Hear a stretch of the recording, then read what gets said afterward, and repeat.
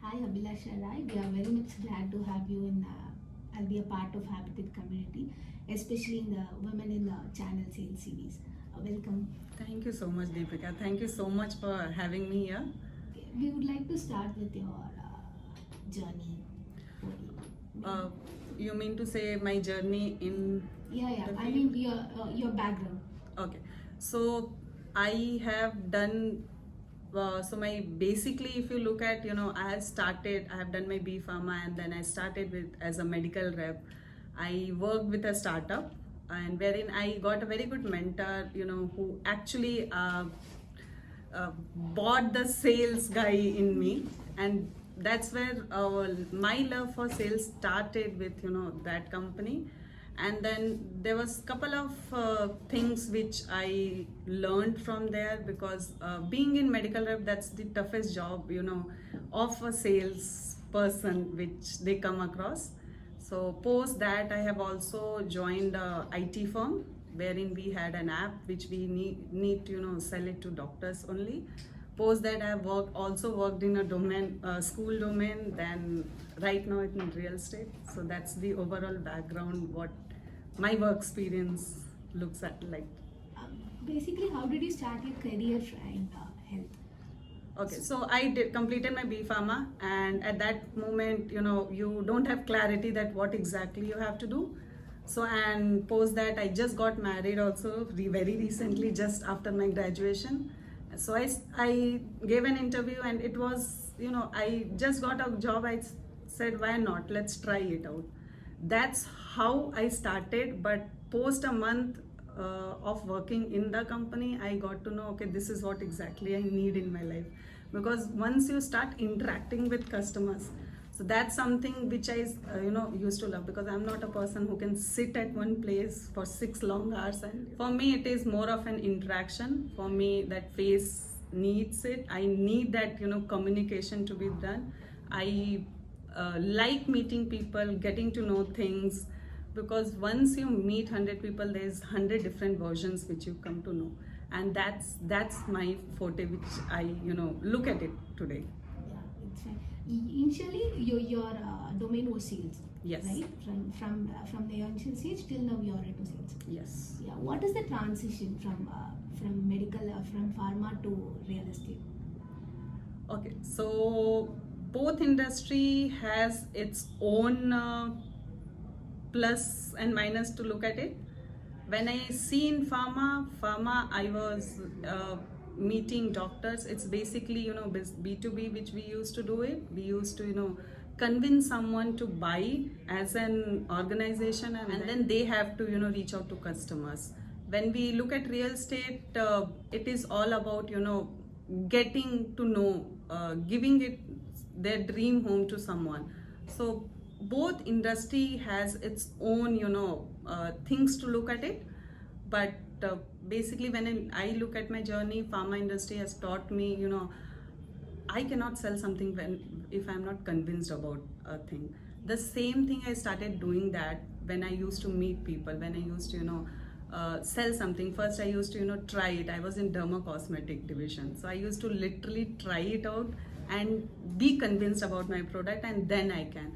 And over there also, for me, sales has been a journey wherein until unless you are convinced, until unless you are literally sure about what exactly you are doing, you cannot convince the other person. So I started getting into that let's be convinced and get to know that whom you are giving and what exactly is the requirement also there. So you need to understand what exactly they are looking at it. That's how my pharma industry experience says. Real estate, I started with channel sales. I also I had an option to join direct sales, but then I thought, okay, why not channel sales? Because I looked at an opportunity wherein I have 100 different people working for me. So for me, that was as a sales guys, a number matters. So with direct, I'll have a limited lead flow. In channels, it's like, if I'm good at it, I can also do 4x, 5x, 6x, anything. It's on me if I can. So that's the challenge I accepted, and I moved to channel sales in real estate. rather than you're getting convinced by yourself, in what ways you convince your customer?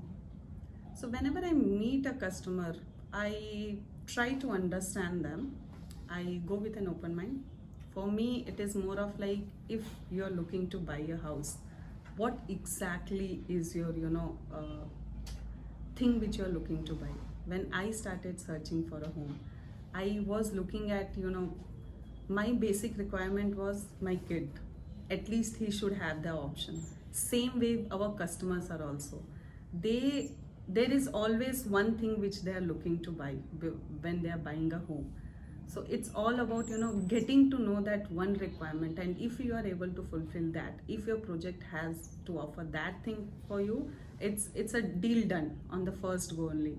It's just that the time period takes, because they are doing an investment which it's a lifelong commitment which they are looking at. So we give that breathing space. We try to uh, actually educate them that this is what I have to, and that's I'm good at it. When I sit with a customer, I try to literally get into their personal life also and understand that what exactly they are looking, that hidden thing which probably when first time we meet, we don't even know that that this is what at times, like for me, first home buyer, I didn't know that what exactly I'm looking for. But when I started doing my search, I started I also bought my home through a channel partner. When they started asking me question, that's where I understood that this is what I'm looking for. And the same thing I do with my customers. I question them. What kind of relationship you try to make with your customers? My customers, for me, it is all about relationship, the trust which they are. I don't try to just sell to them. I try to build in the trust. I try to get whatever information I say. If I don't know anything, I ask them time and I clarify to with me that this is exactly, can we offer this to a customer or not. If the answer is yes, then I go back to them with an answer. I don't try to just sell for the sake of selling. I actually for me it is all about relationship, trust, integrity, and I maintain that throughout my life. Let it be pharma or education, I have done that. So how satisfying it is, that is convincing a customer and building a trust, how satisfying is that for you? it's amazing. It's an extended family which we have in the market. For me, sales, for any sales guy in that way, for us it is, today I'm here, tomorrow I might be somewhere else, but that's the contacts which we are making. It's all about the relationship, it's all about the trust. Tomorrow if I approach them, they should also be happy to accept us. If I at some point the relationship I have not maintained it, I haven't answered them, then it becomes a challenge for me. I'll never reach out to that person again in my life. That's me. So for me, that the contacts play a major role. It's not only for me, that's for entire channel fraternity, I can say, any salesperson in that way. We have to be very sure that what I'm communicating to them. Can I offer them this or not? Can I do it or not? It's a question which we have to ask ourselves, that whatever I am doing, it's at the end, it's a human touch. At the end, we are literally dealing with a human being standing opposite to each other. So that's what if we keep in mind, it's obviously. Being here for 8 years, what kind of sales ethics you're following, or you would suggest for your fellow guys? I would want every sales guy to be very truthful to whatever they are communicating, because, and especially when we are doing it with a human being, it's a feeling which we are dealing with. Customer, when they first buy a house, it's their happiness, they involve their family members while doing a transaction. It's probably they're buying it for their kids, so that feeling has to be from day one till the end. They stay, they should remember you. So we literally need to be very sure about what we are talking, what we are giving, the process. And if we all are working for an organization, so obviously we have to simultaneously also follow a process which organization has set it for us. Yeah. We know that you work for Puravankara. What role you are into? So I take care of sourcing business of North Bangalore currently. We so we basically meet channel partners on day-to-day basis. We ask them to promote our projects basis on whatever we have to offer them, and that's what I'm as of now. So WHC stands for World Home Collection. So when we look at Puravankara, we had different segment where we were into. It started with a gated community concept where we were the first one to bring in something like that. Then we also had Provident, wherein we used to deal with different segment altogether. When we wanted to come up with a luxury segment, and that's where the entire concept of World Home Collection comes into picture. And this literally talks about what different we have to offer. When we look at World Home Collection as of today, when we launched, it's a luxury segment. We have we also looked at the collaboration with whom we are doing it. We also look at the integration of the project. We also take care of the sustainability and environment friendly, so how we can also help the environment towards being a residential project builder.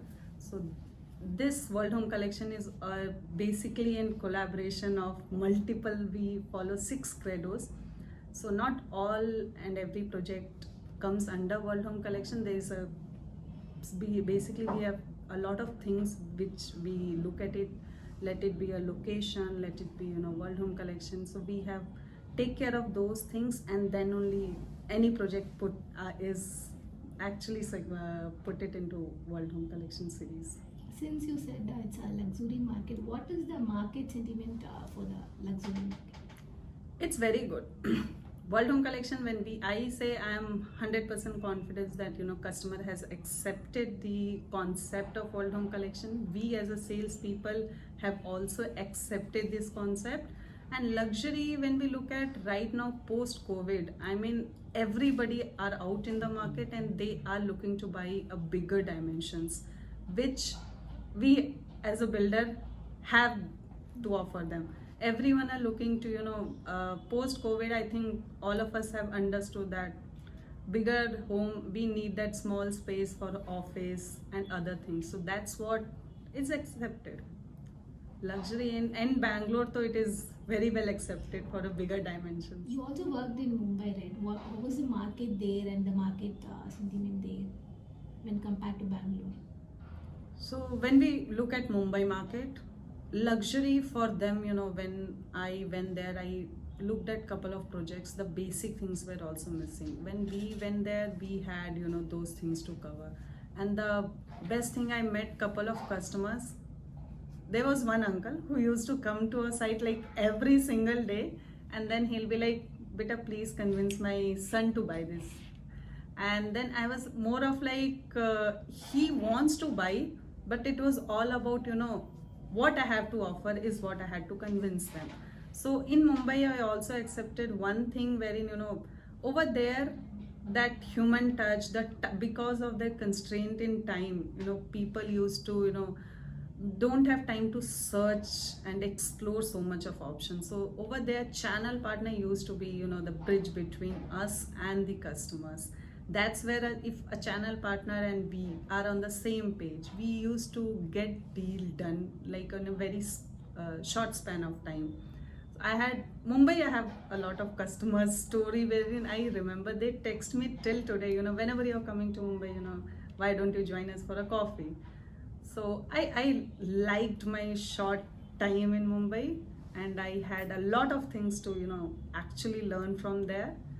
And the best part was the CP, channel partner friendly market, which help us as a sitting on the other side of the table. For us, that was one of the things which I liked about Mumbai, which in Bangalore they amplify, they also help us out. But in Bangalore, we still have to probably, as in customer's point of view, they have to start accepting us in a better way. So when I worked in Mumbai, it's again during the launch. I was there for 2 months period, and it's entirely different in terms of sales. If I say real estate, it's two different things which I understood. Bangalore market is channel partner. When we talk about channel partners, they give choices to customer that they have. You can look at these choices. Mumbai, it's other way around. It's like a channel driven market. Over there, they channel partner works on their references. So over there, a channel partner pushes a customer to buy this project because we have lesser of option, when we talk about the area where I worked in. So in Bangalore market, we look at, what exactly a customer is looking at. Customers has time. They are, tech friendly. They browse about the project. Then they come to site. Mumbai market, it's entirely different. They are also tech friendly. I don't want to comment something like that. But yes, Mumbai market, they have very less time. The decision taking process is very short. Within a day, or probably there was one transaction happened wherein since customer was our Purva customer, he just came, saw the scale model and happened to transfer the money in hardly half an hour's time. Bangalore, I have hardly seen a transaction wherein it happens so quick. Within a span of 30 minutes or 1 hour, that transaction in Mumbai happened. Their customers decision making is faster. Bangalore, I would say decision making is a little takes time. They try to understand the project. They try to literally before committing into anything, the customers also think. Here channel partner give them choices. In Mumbai, it is more of like you have to buy this. So that's how things work. Whenever I talk about launches in Mumbai, channel partner literally pushes to buy a project. Bangalore market, it is more of like channel partner amplify the business. So that's a thing which I understood working in Bangalore and Mumbai, the difference. Can you briefly tell me that how well you balance your work life and career? Okay. That this question brings in literally a lot of emotions, but yes, I have a team of 8 people. I actually tell them every single time it's better for me to manage my 5-year-old kid than managing you guys, because at times work-life balance, I would say yes, I'm able to manage. I'm somewhere a lot of things keeps on happening a day. Morning, once I start the day and the way my day ends, it's like I hardly for me it is a matter of a minutes which it just ended. So for me somehow I'm trying to balance the two.